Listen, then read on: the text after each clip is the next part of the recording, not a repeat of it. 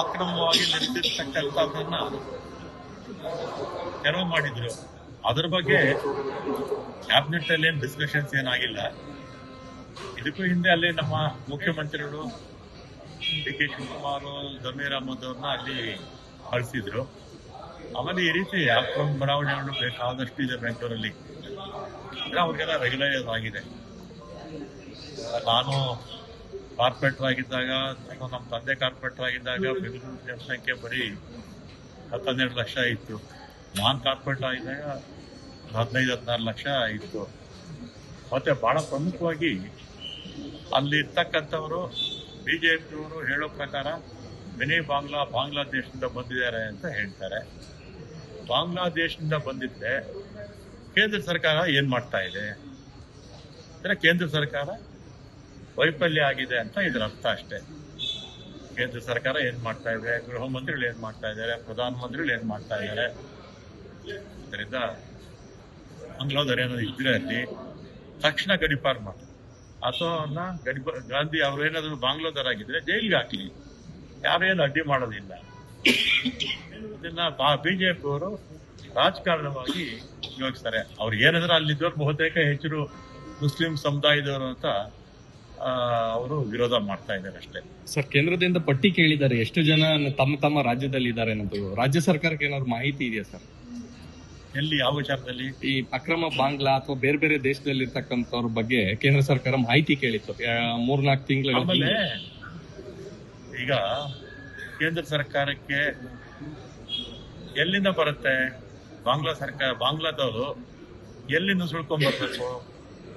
ಅಕ್ಕಪಕ್ಕ ರಾಜ್ಯಗಳು, ಅಲ್ಲೆಲ್ಲ ಬಹುತೇಕ ಎಲ್ಲ ಕಡೆ ಕೂಡ ಬಿಜೆಪಿ ಸರ್ಕಾರಗಳೇ ಇದೆ. ಮತ್ತೆ ನಮ್ಮ ಮಿಲಿಟರಿ ಅಲ್ಲಿ ಯಾವ ನುಸುಳ್ಕೋರನ್ನು ಕೂಡ ಬರದಾಗೆ ನೋಡ್ಕೊಳ್ಳುವಂತ ಜವಾಬ್ದಾರಿ ಕೇಂದ್ರ ಸರ್ಕಾರದ ಮೇಲಿರುತ್ತೆ. ಅದು ಮಿಲಿಟರಿ ಅವ್ರು ಮಾಡ್ತಾರೋ, ಪೊಲೀಸ್ ಅವ್ರು ಮಾಡ್ತಾರೆ, ಅವ್ರ ಜವಾಬ್ದಾರಿ ಅಲ್ವಾ. ಆ ತರ ನುಸುಳ್ಕೋರು ಯಾರನ್ನ ಬಂದ್ರೆ ಹಿಡಿದು ಜೈಲ್ಗೆ ಹಾಕ್ಲಿ, ಯಾಕೆ ಬೇಡ ಅಂತ ಹೇಳ್ತಾರೆ. ಆದ್ರೆ ಬಿಜೆಪಿಯವರು ಅವರು ಮುಸಲ್ಮಾನರನ್ನ ಒಂದೇ ಉದ್ದೇಶಕ್ಕೆ ಅವ್ರನ್ನ ಬಾಂಗ್ಲಾದವರು ಅಂತ ಹೇಳ್ತಾ ಇರ್ತಕ್ಕಂಥದ್ದು ಸರಿ ಇಲ್ಲ. ಇನ್ನೊಮ್ಮೆ ಹೇಳ್ತೀನಿ, ಅವರು ಬಾಂಗ್ಲಾದೇಶದಿಂದನೋ ಅಥವಾ ಪಾಕಿಸ್ತಾನ ಬಂದಿದ್ರೆ ಹಿಡಿದು ಜೈಲಿಗೆ ಹಾಕ್ಲಿ, ಯಾಕೆ ಬೇಡ ಅಂತ ಹೇಳ್ತಾರೆ. ಆಮೇಲೆ ಕರ್ನಾಟಕದಲ್ಲಿ ಈಗ 1,40,00,000 ಜನ ಇದ್ದಾರೆ. ಬೇರೆ ಬೇರೆ ರಾಜ್ಯಗಳಿಂದ, ದೇಶದ ಎಲ್ಲಾ ಭಾಗದಿಂದನೂ ಕೂಡ ಬಂದು ಕರ್ನಾಟಕದಲ್ಲಿ ನೆಲೆಸಿದ್ದಾರೆ. ತಮಿಳುನಾಡವ್ರು ಇದ್ದಾರೆ, ಕೇರಳದವ್ರು ಇದ್ದಾರೆ, 5-6 ಲಕ್ಷ ಜನ. ಆಂಧ್ರದವ್ರು 7-8 ಲಕ್ಷ ಜನ ಇದ್ದಾರೆ. ತೆಲಂಗಾಣದವ್ರು 1 ಲಕ್ಷ ಜನ ಇದ್ದಾರೆ. ಮಹಾರಾಷ್ಟ್ರದವ್ರು 1 ಲಕ್ಷ ಜನ ಇದ್ದಾರೆ. ಒರಿಸ್ಸಾದವ್ರು 1 ಜನ ಇದ್ದಾರೆ. ಗುಜರಾತ್ನವರು, ರಾಜಸ್ಥಾನದವರು ಬಹಳ ವರ್ಷದಿಂದ, ಸುಮಾರು 50-60 ವರ್ಷದಿಂದ ಬಂದು ಬೆಂಗಳೂರಲ್ಲಿ ನಿಲ್ಸಿದ್ದಾರೆ. ಲಕ್ಷಗಟ್ಟಲೆ ಜನ ನಿಲ್ಸಿದ್ದಾರೆ. ವೆಸ್ಟ್ ಬೆಂಗಾಲ್ನವರು ಕನಿಷ್ಠ 7-8 ಲಕ್ಷ ಜನ ಇದ್ದಾರೆ ಬೆಂಗಳೂರಲ್ಲಿ.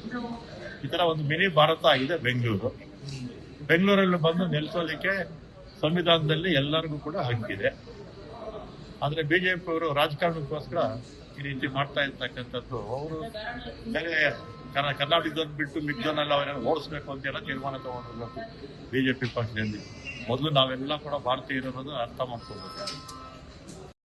ಶಾಸಕರು, ಬಿಜೆಪಿ ಮುಖಂಡರು ಎಲ್ಲ ಕೂಡ ಏನೋ ಮಾತಾಡ್ತಾರೆ.